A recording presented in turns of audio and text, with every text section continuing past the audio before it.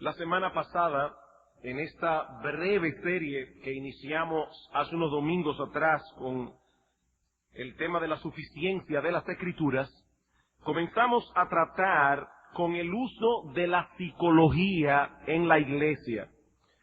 Y veíamos que en las últimas décadas muchos cristianos se han volcado hacia la psicología para tratar con sus problemas y que este fenómeno se debe en parte al hecho de que algunos presuponen que existen enfermedades de la mente que deben ser tratadas por un experto en salud mental. Ahora, hermanos y amigos, ¿cómo se enferma la mente? Se puede hablar de una mente enferma en el mismo sentido en que nosotros hablamos de un hígado enfermo o de un corazón enfermo, y me refiero aquí al corazón literal. Bueno, obviamente no.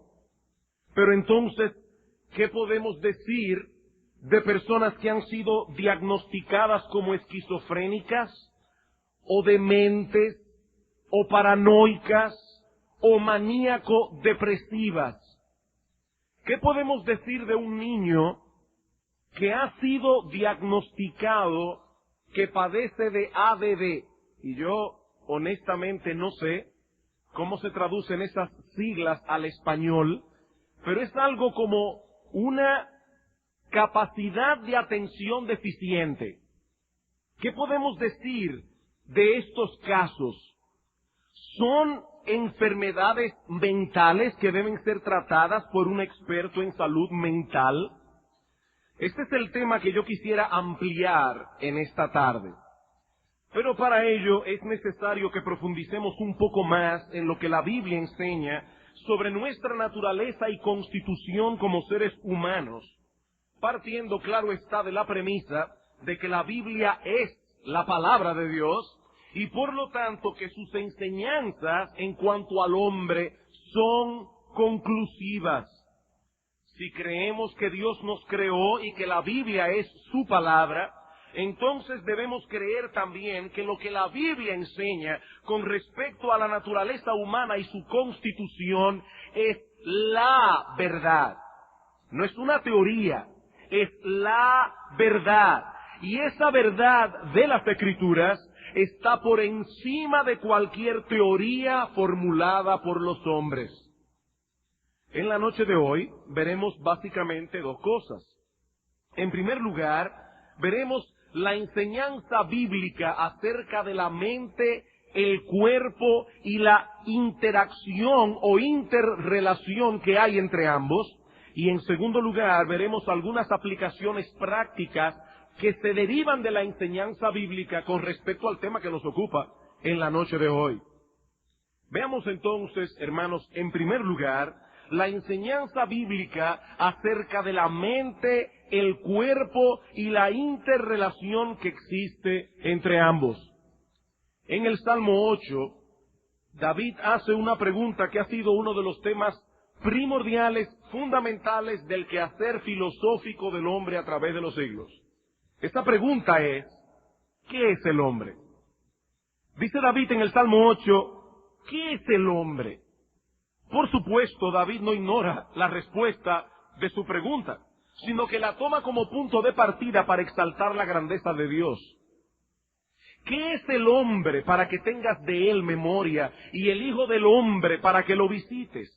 Le has hecho poco menor que los ángeles, dice David, y lo coronaste de gloria y de honra. David veía al hombre como una criatura que Dios ha hecho a su imagen y semejanza, coronado de gloria y de honra. El hombre no es un animal racional, no distinto de las ratas o de los perros, como nos enseña la biología moderna. Dios hizo al hombre como una criatura superior al resto de sus criaturas, exceptuando únicamente a los ángeles, dice David. Lo hiciste un poco menor que los ángeles. La razón por la que vemos tanta contradicción en ese ser creado a imagen y semejanza de Dios es que el hombre no retuvo su condición original, sino que se rebeló contra Dios y es ahora un ser caído. Eso explica por qué el hombre es tan grande y tan miserable al mismo tiempo. El hombre es capaz de realizar hazañas extraordinarias y heroicas, pero al mismo tiempo también es capaz de cometer los crímenes más atroces y de comportarse como una bestia irracional en ocasiones. El hombre es un ser contradictorio. Fue creado a la imagen de Dios y aún después de la caída conserva esa imagen, pero distorsionada. Pero la Biblia no solamente nos enseña que Dios creó al hombre a su imagen y semejanza, sino también que el hombre posee dos partes fundamentales que componen su ser: el cuerpo y el alma, una parte material y otra parte espiritual. Vamos por un momento al Génesis capítulo 2. Libro del Génesis capítulo 2. En el capítulo 1 del Génesis, Moisés nos relata la creación del hombre, pero en sentido general. En el capítulo 2 se detiene a observar este incidente, este evento, con más cuidado. Y dice en el versículo 7 del capítulo 2 que Jehová Dios formó al hombre del polvo de la tierra. Eso es físico. Formó al hombre un cuerpo físico del polvo de la tierra, pero también nos dice que sopló en su nariz aliento de vida, y fue el hombre un ser viviente. No solamente fue el hombre formado por el polvo de la tierra, sino que Dios también introdujo en él, Dios sopló en él una parte espiritual, que es lo que nosotros conocemos como el alma. Daniel capítulo 7, versículo 15.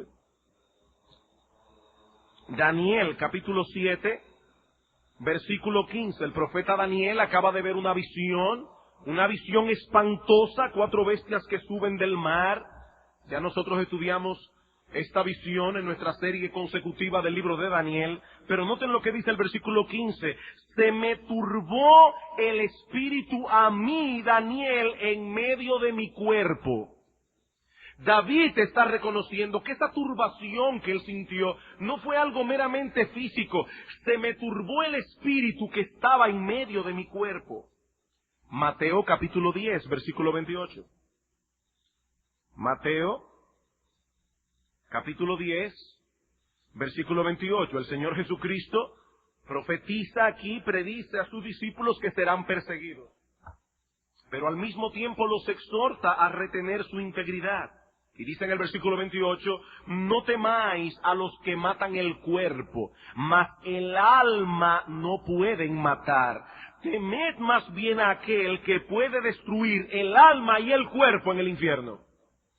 El hombre no es únicamente lo que nosotros vemos con nuestros ojos. Dice el Señor, Dios puede destruir tu parte material y tu parte espiritual. Él puede destruir tu cuerpo y tu alma en el infierno.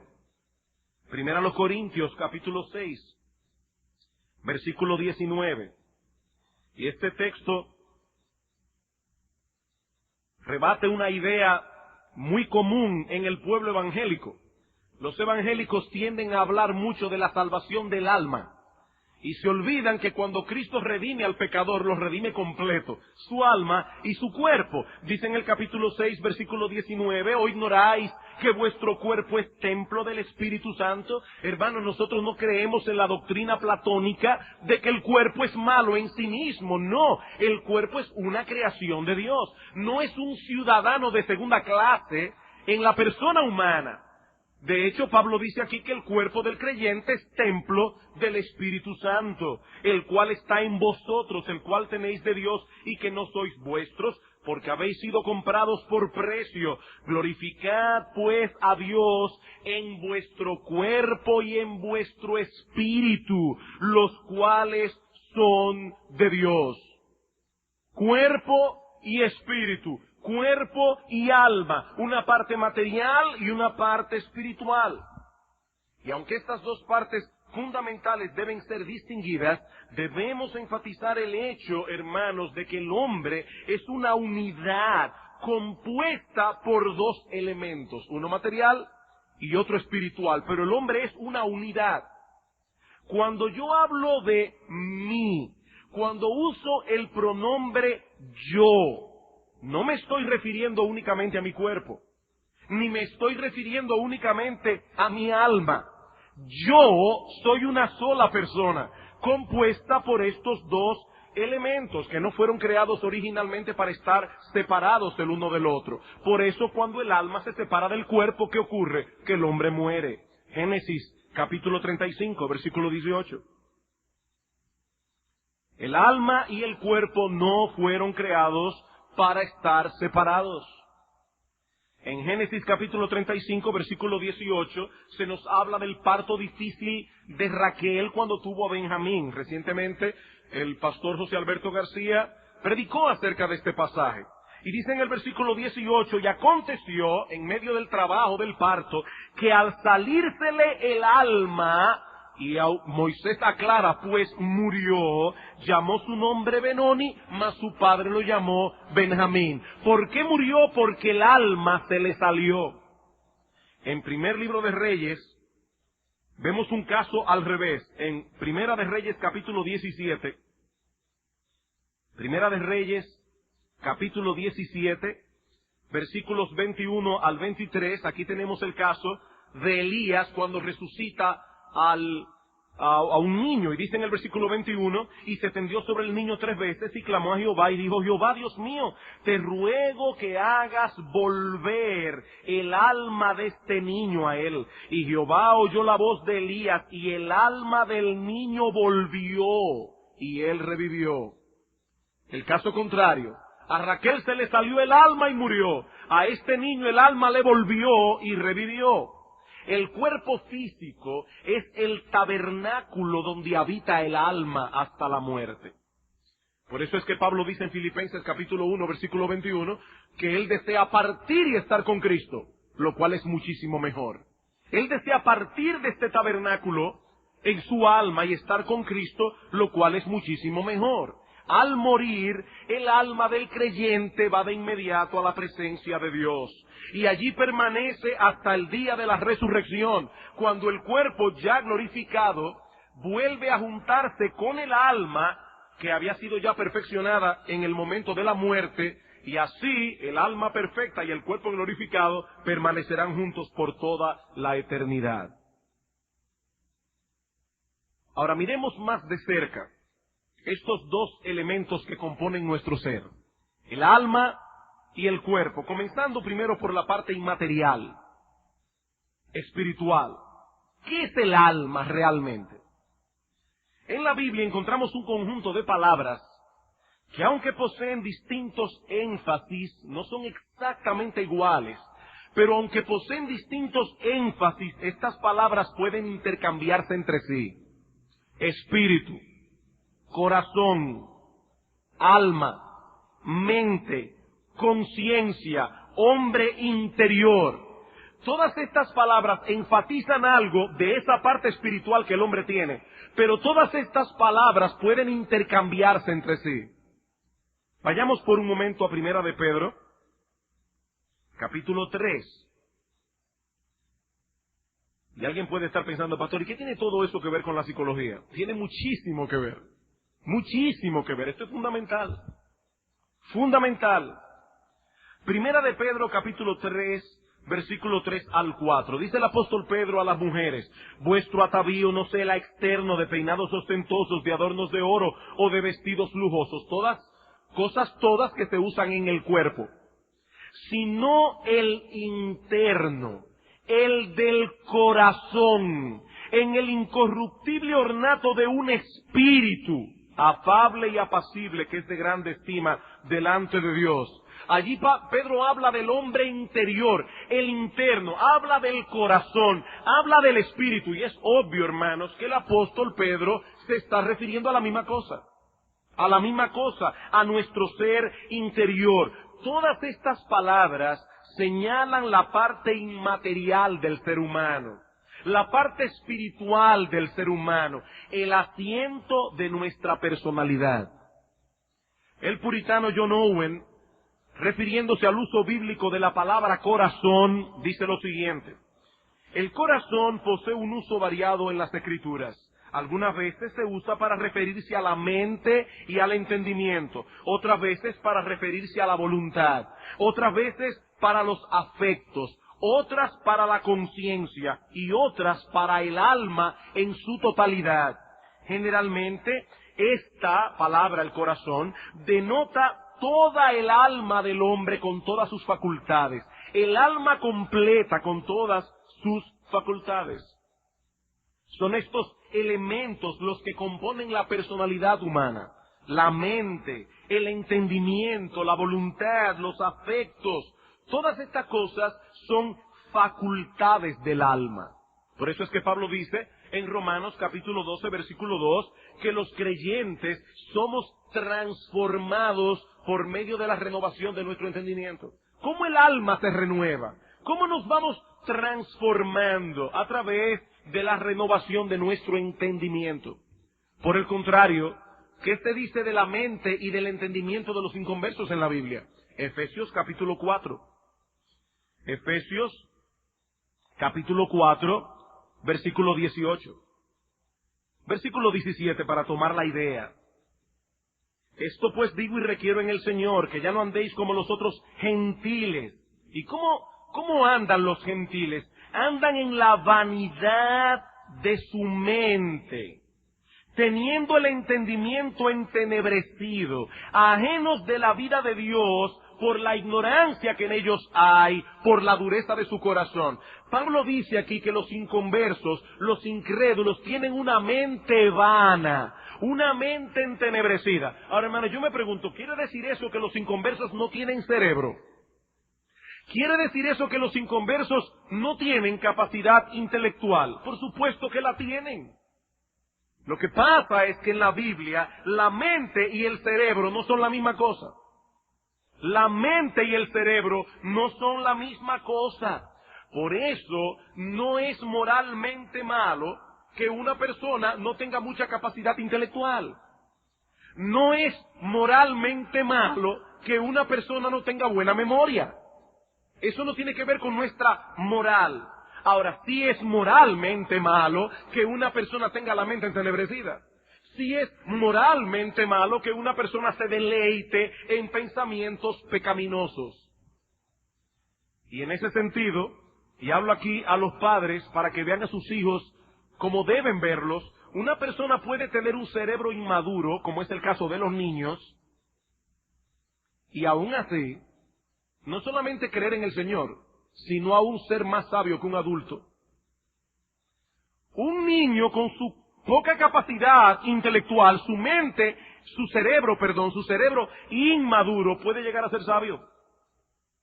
Una persona adulta con una baja capacidad intelectual puede ser más sabia en su mente que un matemático brillante que no conoce al Señor.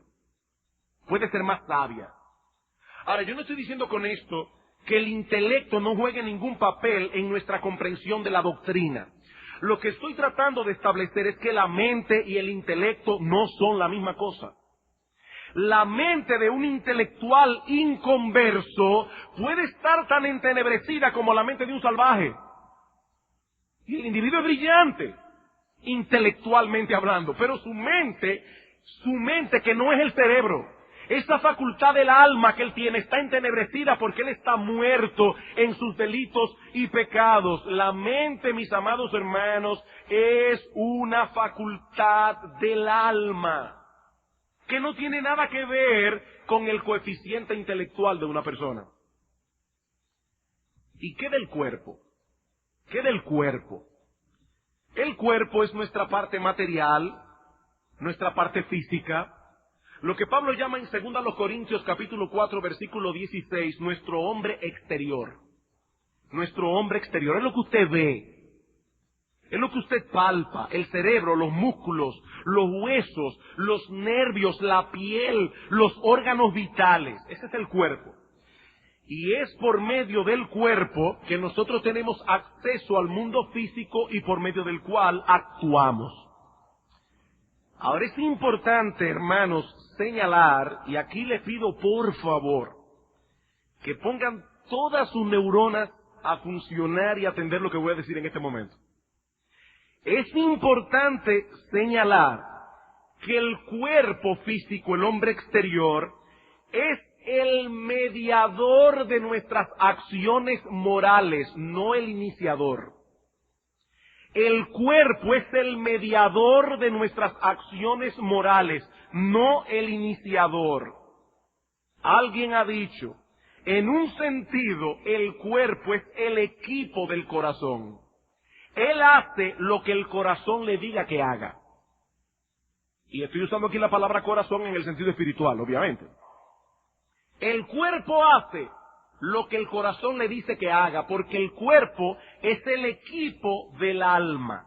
El cuerpo es el equipo del corazón. En mi mente, esa facultad del alma que he mencionado ya, en mi mente yo decido servirle a alguien. Ahora, ¿cómo yo le sirvo? Con mi cuerpo. El hermano fulano de tal se va a mudar y yo decido en mi mente ir a servirle. Voy allá con mi pie físico y cargo las cajas con mi mano física. En mi mente yo decido pecar, pero es con mi cuerpo que peco. Entonces el cuerpo no es el iniciador de las acciones morales, es simplemente el equipo del alma.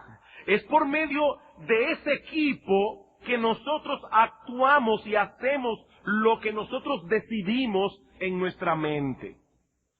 Ahora, mis queridos hermanos, tanto cuando yo sirvo como cuando peco, soy yo en mi persona total la que sirve y la que peca.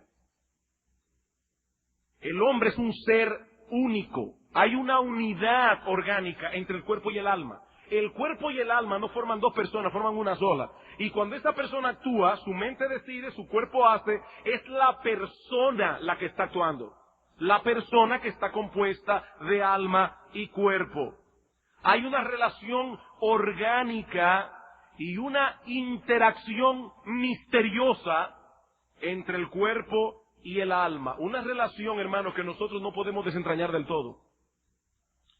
Uno de los pasajes bíblicos más impresionantes, donde nosotros podemos ver esta interacción entre el alma y el cuerpo, es el momento cuando Cristo, nuestro Señor, ora en el huerto de Getsemaní la noche antes de la crucifixión. Dice en Mateo, capítulo 26, versículo 38, que el Señor comenta a algunos de sus discípulos cercanos, Pedro, Juan, Santiago.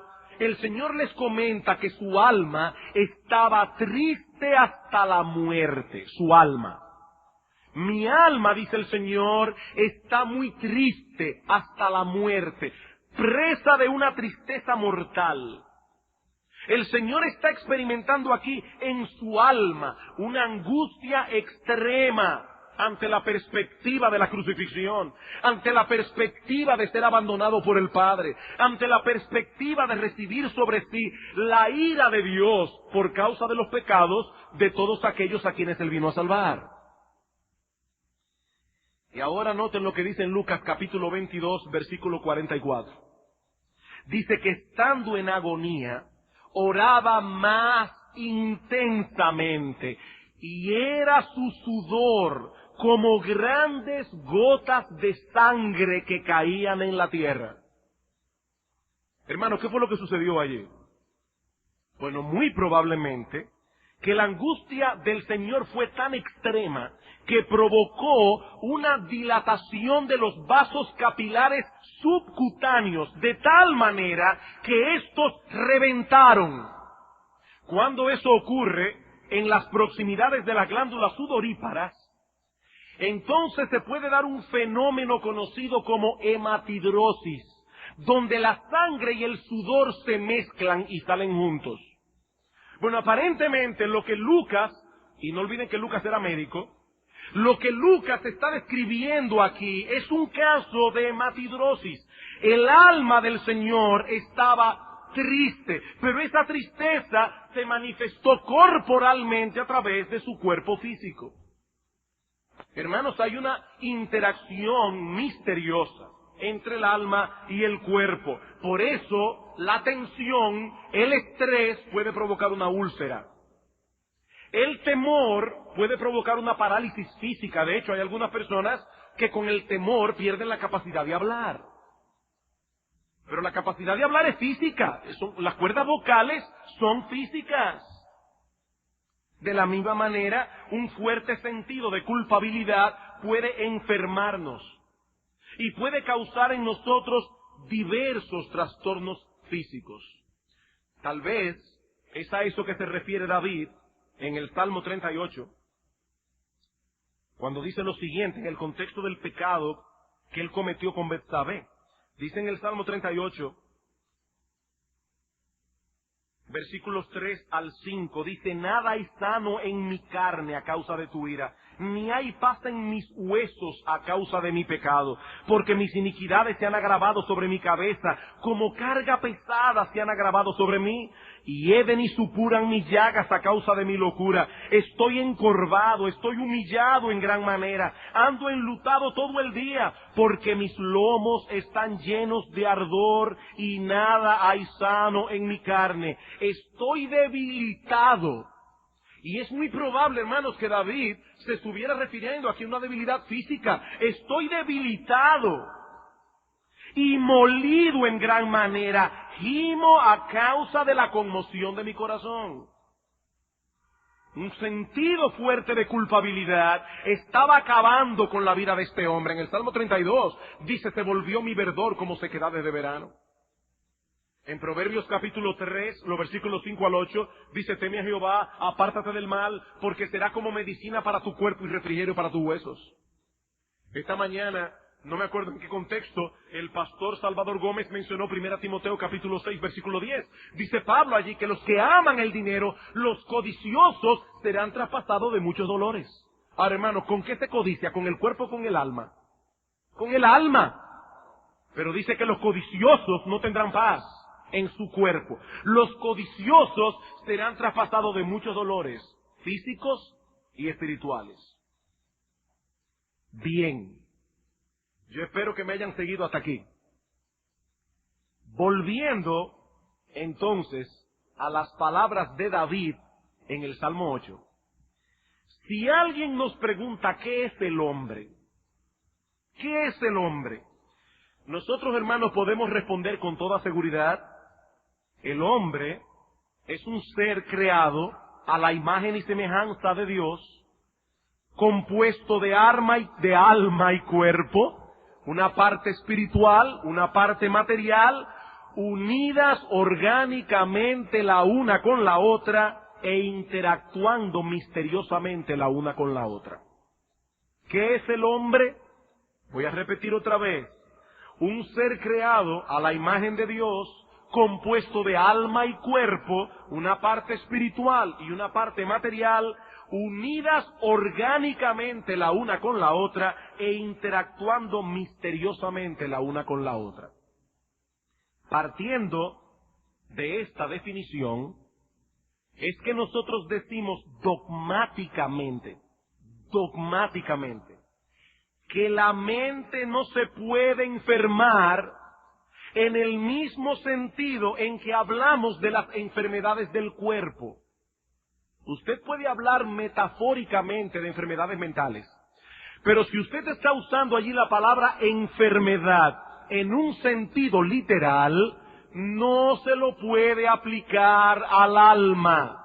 La mente no se puede enfermar en el mismo sentido en que usted se enferma del hígado, o se enferma del corazón, o se enferma del páncreas, por la sencilla razón de que la mente es una facultad del alma. Del alma. El problema es que muchos psicólogos no aceptan esta definición que la Biblia nos provee, sino que parten más bien de una premisa materialista. ¿Y eso qué significa? Bueno, el materialismo enseña que el alma no existe, que el hombre es pura materia, una compleja máquina química y nada más. Como bien señala John Blanchard, los materialistas enseñan que el hombre no tiene una mente o un alma que se diferencie de su cuerpo. El hombre se encuentra esencialmente en el mismo nivel de las rocas o las ratas. Es una colección de átomos y partículas subatómicas que se juntaron por accidente. Eso creen los materialistas. El materialismo dice que la personalidad del hombre, sus esperanzas, aspiraciones e ideales son meras funciones biológicas y por lo tanto no tienen ningún significado. Todos esos anhelos que usted tiene es una mera función biológica, eso no tiene ningún significado porque el alma no existe, dicen los materialistas. Desde este punto de vista, las llamadas enfermedades mentales se deben a un mal funcionamiento de la maquinaria. Pero hermanos, si nosotros aceptamos la definición que la Biblia da del hombre, tenemos que enfocar este asunto de una manera distinta. ¿Cuál debe ser nuestra perspectiva de los llamados problemas psiquiátricos o enfermedades mentales? Y esta pregunta nos lleva a nuestro segundo encabezado. Ya vimos la enseñanza bíblica con respecto al alma, al cuerpo y la interacción entre ambos. Veamos ahora, en segundo lugar, algunas aplicaciones prácticas que se derivan de esta enseñanza bíblica sobre la constitución humana. Ahora, hermanos, antes de pasar directamente a esta pregunta que formulamos hace un momento, es importante que hagamos una aclaración. Muy importante. Cuando usted va a un médico y le diagnostican diabetes, por ejemplo, eso quiere decir que usted tiene un problema en el páncreas. Un problema físico, real, que puede ser medicado en el páncreas. Pero las etiquetas o los rótulos que usan los psiquiatras y los psicólogos no describen una enfermedad específica o una causa médica que explique realmente el comportamiento del individuo. Las etiquetas psiquiátricas lo que hacen es describir un conjunto de síntomas que una persona está presentando en un momento dado. Por eso es que el término enfermedad mental es tan engañoso, porque puede dar la impresión de que ese médico ha descubierto una enfermedad real, cuando lo que él está describiendo simplemente es una sintomatología. No es como cuando usted va a un médico que le dice tiene diabetes. No lo tome por ahí. Él está simplemente contemplando una serie de síntomas que tú estás manifestando y le está poniendo una etiqueta a los síntomas. Pero él no está definiendo una enfermedad ni está diciéndote cuál es la causa de esa enfermedad. Hay que hacer esa diferencia. En el año 1952, en el Manual de Diagnóstica y Estadística de Desórdenes Mentales, se señalaban 60 tipos y subtipos de enfermedades mentales, como los psiquiatras lo veían en aquel tiempo. 16 años más tarde, esa cifra había crecido a 145. Y ya para el año 1995, en este manual usted puede encontrar hasta 230 enfermedades mentales diferentes. 230. El problema con esto es que no estamos lidiando aquí con algo en lo que se puede hacer un diagnóstico preciso. El psiquiatra Thomas Szasz, que citamos el domingo pasado, maestro en la Universidad Estatal de Nueva York, dice lo siguiente. Oigan esto, hermanos. No hay conducta o persona a la que un psiquiatra moderno no pueda plausiblemente diagnosticar como anormal o enferma. ¿Qué quiere decir eso? Que si a usted lo toman ahora mismo y le hacen un examen psiquiátrico, algo le encuentran. Por eso que dice la gente que de músico, poeta y loco todos tenemos un poco. Hermanos, después de la caída del hombre, por causa del pecado, no hay ningún ser humano, excepto Jesucristo, que esté completamente balanceado. A todos nos falta un tornillo por algún lado. Y si a usted le hacen un chequeo, eso está diciendo un psiquiatra. Él dice, no hay conducta o persona que un psiquiatra moderno no pueda plausiblemente diagnosticar como anormal o enferma. Una sola persona. Ellos calculan que el 90% de las personas están enfermas de algo de la mente. El 90%. Y usted no puede estar fuera de eso. Eso puede ser. Pero algo nos encuentran. Ahora bien, habiendo aclarado esto, yo no estoy diciendo que no existan comportamientos anormales. O si usted quiere llamarlos de otro modo, problemas psiquiátricos. Vamos a llamarle así, problemas psiquiátricos. Yo no estoy diciendo eso, existen problemas. Pero tales problemas no deben ser rotulados como problemas, como enfermedades mentales. Si usted está usando el término enfermedad en una forma literal, no metafórica, esos problemas que la gente llama psiquiátricos no deben ser rotulados como enfermedades mentales. No. La Biblia no reconoce tal cosa. Pensar eso es ver al hombre como una máquina química y nada más. Es negar lo que la Biblia enseña acerca de la mente como una facultad del alma. Y aunque lo diga un científico que estudió en Harvard y yo parezca medieval, yo digo sea Dios veraz y todo hombre mentiroso. La Biblia está por encima de cualquier autoridad. Ahora la pregunta es entonces, ¿qué son estos problemas? Voy a dar 3 principios o 3 opciones. En primer lugar, algunos problemas de comportamiento anormal tienen una causa física, y por lo tanto deben ser tratados por un médico. Puede tratarse de una disfunción orgánica. Si el hígado está dañado, hay cosas que el hígado no va a poder procesar y usted se va a envenenar poco a poco y puede ser que en un momento dado comience a alucinar y a tener problemas. ¿Por qué? Porque tiene la mente dañada, no tiene el hígado dañado. Tiene un problema orgánico en un órgano que está afectando el cerebro. Puede ser un tumor, puede ser desórdenes glandulares, pueden ser desórdenes químicos. Y en cada uno de estos casos estamos ante un problema orgánico que debe ser tratado por un neurólogo, debe ser tratado por un endocrinólogo o incluso por un psiquiatra. Siempre y cuando él se mantenga todo el tiempo dentro de su campo de acción. Hermanos, ¿cuál es la diferencia entre un psiquiatra y un psicólogo? Fundamental, que el psiquiatra es médico y el psicólogo no lo es.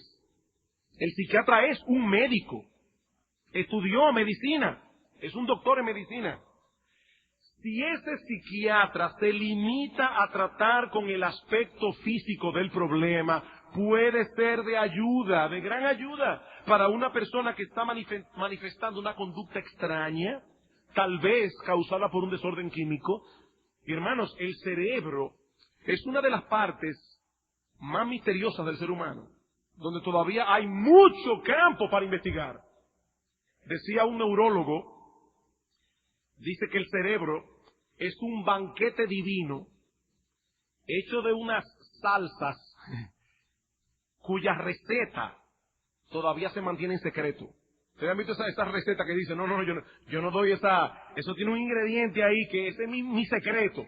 Bueno, hermanos, el cerebro es un banquete divino, dice este neurólogo, compuesto por una serie de salsas, para lo que todavía nosotros no sabemos mucho, y puede ser que andando el tiempo la ciencia médica comienza a descubrir algunas cosas en el cerebro que causan ciertas conductas.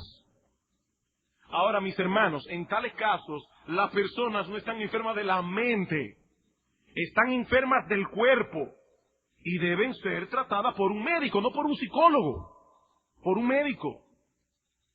Robert Smith, doctor en medicina, dice lo siguiente: los tumores, heridas serias, derrames cerebrales, etcétera, pueden dañar parte del cerebro y afectar el modo de pensar y actuar de la persona, pero estas no son enfermedades mentales, sino enfermedades orgánicas que pueden ser probadas en laboratorios. Ellas pueden ser causa de que el cerebro está enfermo, pero no la mente, el cerebro. Y ahora, hermanos, subrayen esto que voy a decir, que dice este médico. Si bien las partes dañadas del cerebro no están disponibles para la mente, la mente no está enferma. En este caso, hay daño cerebral, pero no una enfermedad mental. El concepto de mente enferma es una teoría no probada científicamente. Ahora, lo que me llama la atención es cómo este médico reconoce la unidad orgánica entre el alma y el cuerpo. Fíjense que él dice, si bien las partes dañadas del cerebro no están disponibles para la mente no está enferma. Él reconoce la mente como algo distinto del cerebro y ve a la mente actuando a través del cerebro, por esa unidad orgánica que hay entre el alma y el cuerpo. Recuerden, hermanos, que el cuerpo es el equipo del alma. Vamos a suponer que yo soy un buen pitcher. Yo no soy un buen pitcher, pero vamos a suponerlo. Y ahora tengo un problema en el brazo. Bursitis. Y mi mente le da una orden al brazo para que yo lance otra vez. Yo no voy a poder hacerlo. ¿Por qué? Porque yo tengo el brazo débil. Por lo tanto, ya mi mente no cuenta con mi brazo totalmente. Bueno, de igual manera, cuando hay un problema que afecta el cerebro, cuando la mente quiere usar esas partes dañadas del cerebro, se va a encontrar con un problema. Se va a encontrar con un problema. Puede darse el caso de un mal funcionamiento químico como resultado del uso o abuso de drogas, o por causa de una severa falta de sueño. Dice Jay Adams al respecto, los problemas perceptivos pueden resultar de una acumulación de sustancias tóxicas del metabolismo del cuerpo causadas por un déficit agudo de sueño. Yo recuerdo cuando yo estudiaba arquitectura y tenía que amanecer de un día para otro, que llegaba un momento que las líneas del papel comenzaban a doblarse. Y mi capacidad auditiva se distorsionaba. La falta de sueño puede causar incluso, andando el tiempo, alucinación, y es falta de sueño. Una falta aguda de sueño puede llevar a una persona a tener problemas perceptivos. Si lo llevan a un psiquiatra, lo va a catalogar de esquizofrénico. Pero recuerden que este rótulo, recuerden que esta etiqueta simplemente está señalando una sintomatología, no una causa de una enfermedad. Es una sintomatología y ciertamente esa persona con problemas perceptivos se está comportando como un esquizofrénico. Pero la esquizofrenia en sí no es una enfermedad mental. Es un síntoma o es un conjunto de síntomas causado por diversas razones. Así que, en primer lugar, estos comportamientos extraños que nosotros podemos llamar problemas psiquiátricos pueden ser causados por un mal funcionamiento de nuestro cuerpo. De hecho, cuando nosotros como pastores recibimos el caso de una persona que está teniendo alucinaciones, está oyendo voces, nosotros le pedimos a la familia que lleve a la persona a un médico. Esta persona necesita un chequeo médico y nosotros los pastores no somos médicos. Nosotros tenemos que saber hasta dónde llega nuestro experticio. Esta persona tiene que ser chequeada médicamente, porque es probable que tenga un desbalance químico, es probable que tenga un problema en algún otro órgano del cuerpo. En segundo lugar, algunos de los llamados problemas psiquiátricos o enfermedades mentales pueden tener un origen netamente espiritual. Netamente espiritual. Un ejemplo que encontramos en la Biblia es la historia de Caín. Caín y Abel eran hermanos. Caín le tenía envidia a Abel porque Dios se había agradado con el sacrificio de Abel, pero no con el de Caín. El corazón de Caín se llena de envidia, se llena de amargura y finalmente se deprime. Dice en Génesis capítulo 4, versículo 5, que Caín se ensañó contra su hermano en gran manera y decayó su semblante. Eso significa, en un lenguaje moderno, Caín se deprimió. Ahora, ¿cómo trató Dios con Caín? Vamos a Génesis capítulo 4. Génesis capítulo 4. Aquí tenemos a un hombre deprimido. Deprimido. Dice en el capítulo 4, versículos 6 y 7, entonces Jehová dijo a Caín, ¿por qué te has ensañado y por qué ha decaído tu semblante?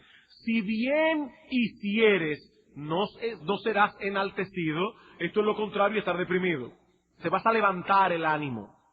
Y si no hicieres bien, el pecado está a la puerta. Con todo esto, a ti será su deseo y tú te enseñorearás de él. Hermano, ¿cómo comenzó todo esto? Bueno, Caín ofreció a Dios una ofrenda en el altar, pero con una actitud pecaminosa. Dios rechazó la ofrenda. Y en vez de arrepentirse, Caín complicó aún más las cosas al responder mal al rechazo de Dios. Se enojó, se deprimió, llenó su corazón de amargura, de resentimiento. Probablemente comenzó a sentir autocompasión.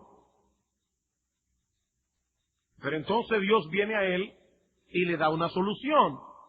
Si haces el bien, serás enaltecido.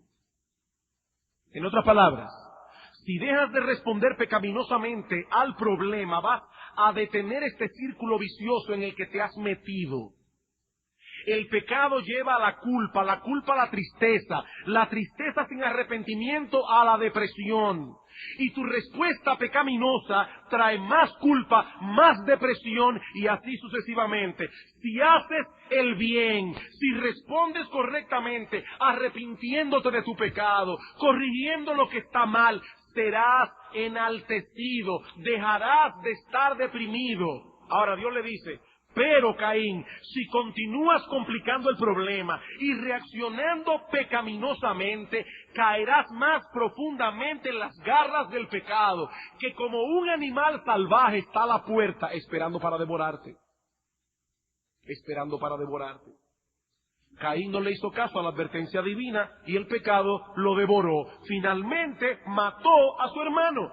Siguió alimentando la ira, el resentimiento, la autocompasión. Y miren el resultado. Miren el resultado.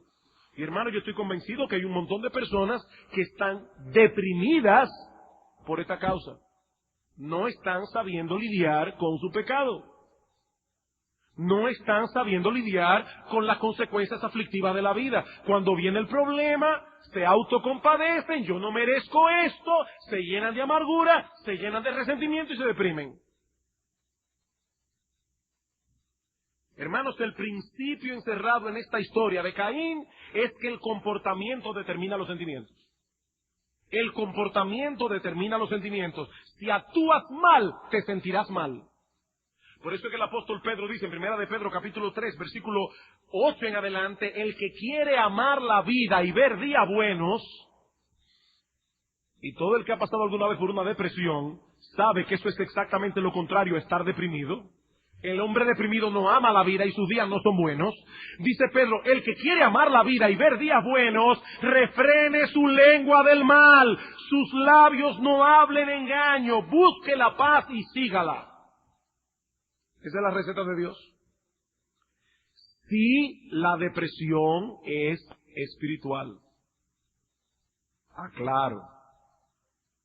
Si la depresión es espiritual.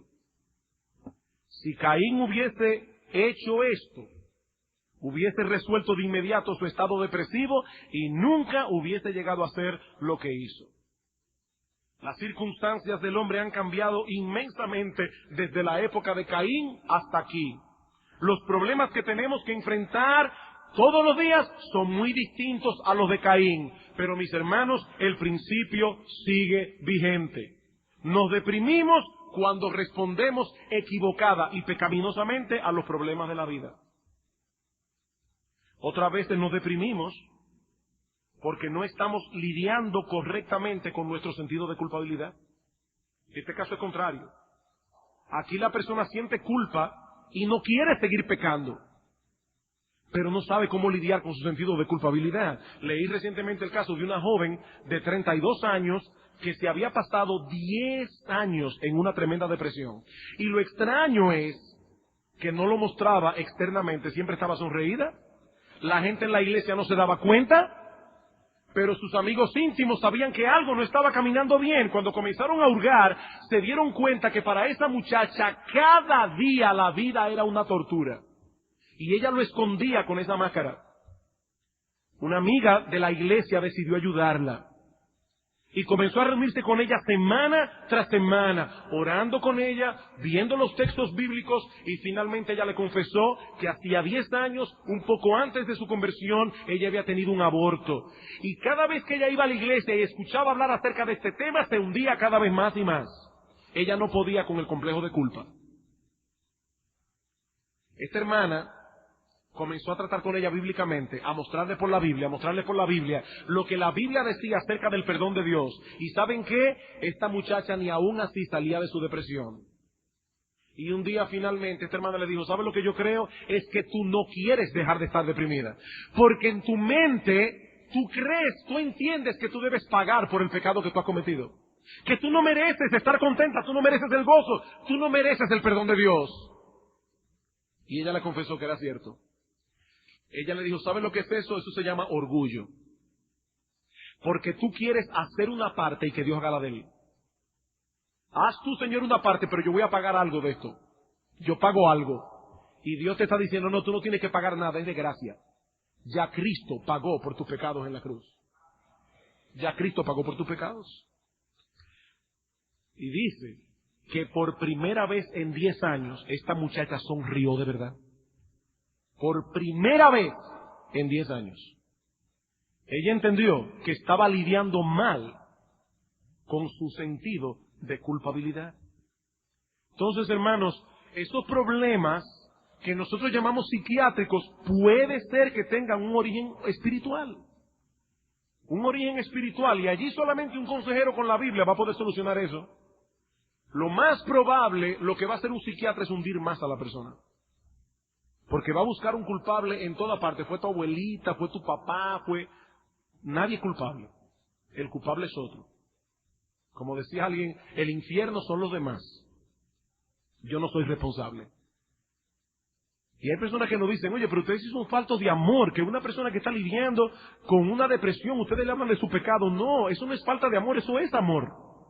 Porque por primera vez en la vida le estamos enseñando a esta persona cómo lidiar realmente con su problema. Eso es amor. Eso es amor. Ahora, en tercer lugar, y hermano, yo me voy a olvidar que este reloj está ahí. Yo me voy mañana para Cuba y tengo que terminar. En tercer lugar, es probable que el problema tenga una causa doble, física y espiritual, al mismo tiempo.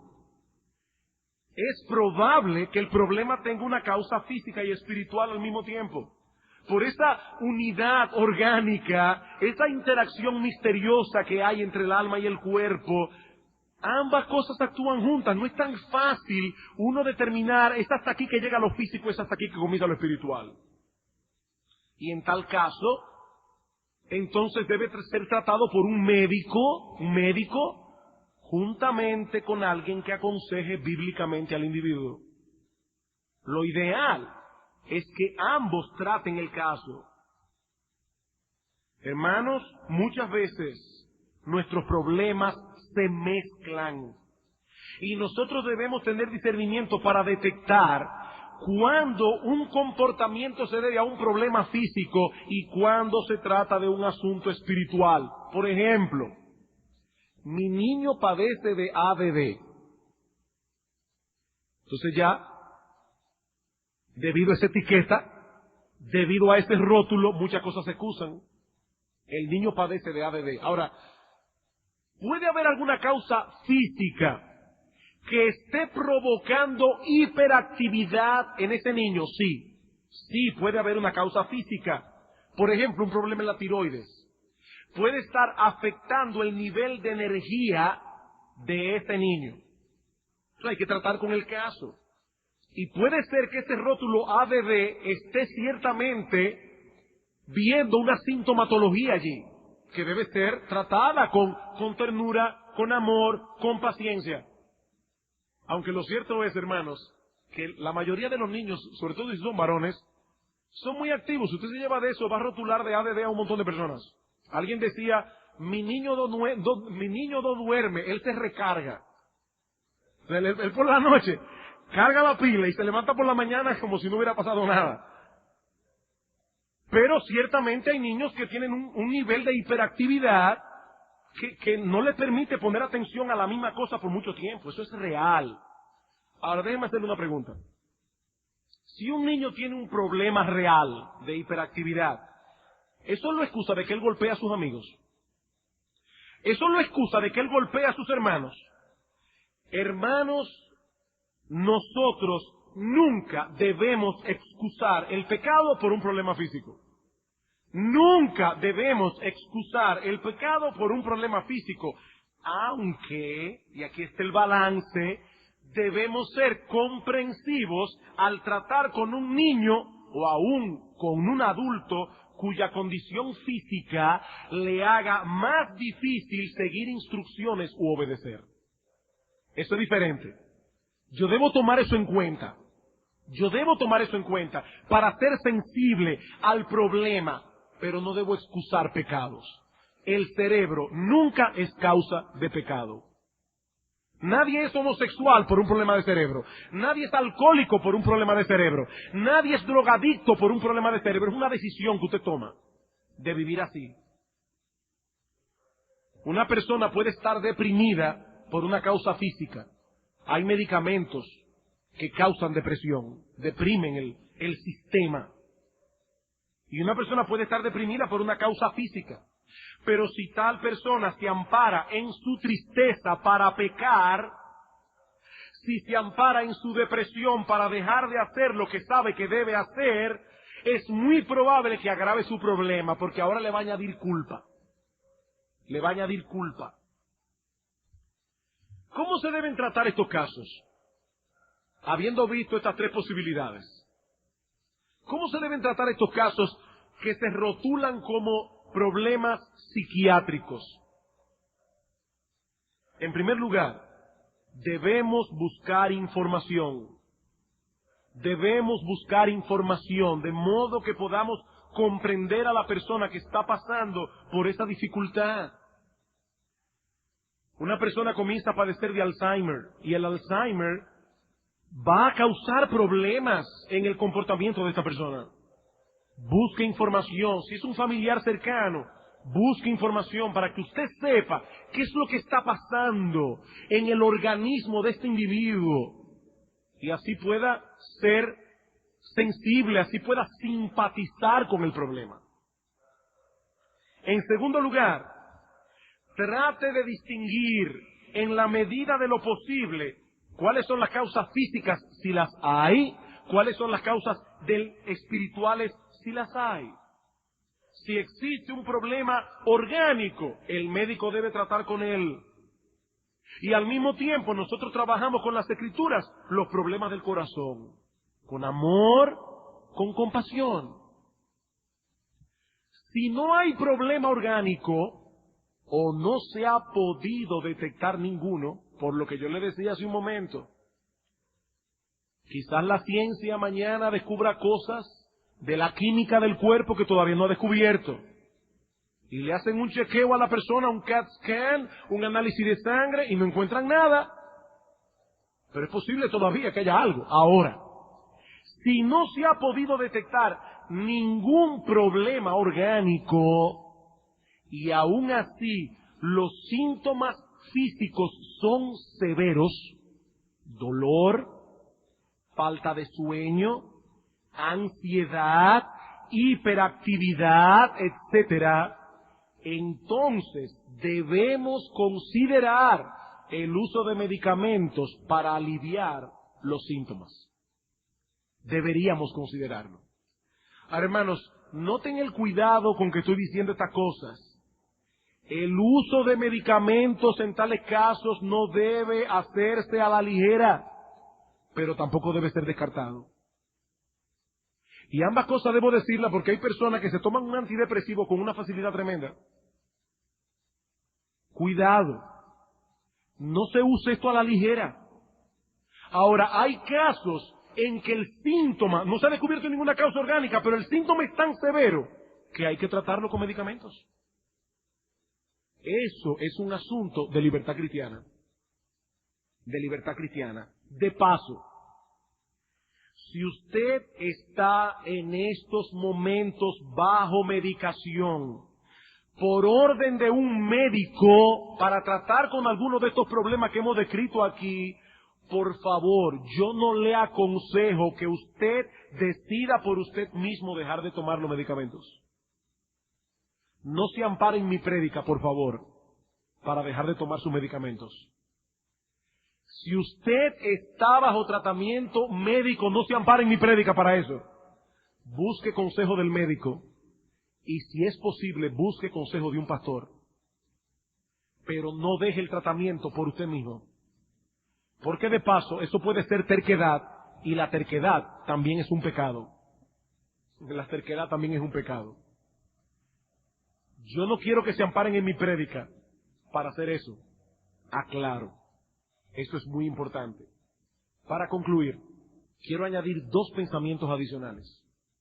A la luz de todo lo que hemos visto, hermanos, en primer lugar, debemos poner la autoridad de Dios y de su palabra por encima de cualquier teoría o razonamiento humano. Debemos poner la autoridad de Dios y de su palabra por encima de cualquier teoría o razonamiento humano. Hermano, nosotros no sabemos cuántas otras teorías el hombre seguirá urdiendo con el paso de los años, teorías que contradicen la palabra de Dios. Pero nosotros debemos permanecer firmes en nuestra convicción de que Dios es Dios y la Biblia es su palabra. Isaías 8:20, a la ley y al testimonio. Si ellos no hablan conforme a esto, no es porque son más inteligentes, es porque no le ha amanecido. No le ha amanecido. Debemos decir como Pablo, sea Dios veraz, todo hombre mentiroso. Y en segundo lugar, esto nos enseña, hermanos, que debemos profundizar cada vez más en el conocimiento de la teología bíblica, o no seremos capaces de filtrar las mentiras y errores del mundo. No seremos capaces. Muchos buenos cristianos que aman al Señor de corazón han sido seducidos por todas estas teorías psicológicas, y aún pastores en las iglesias.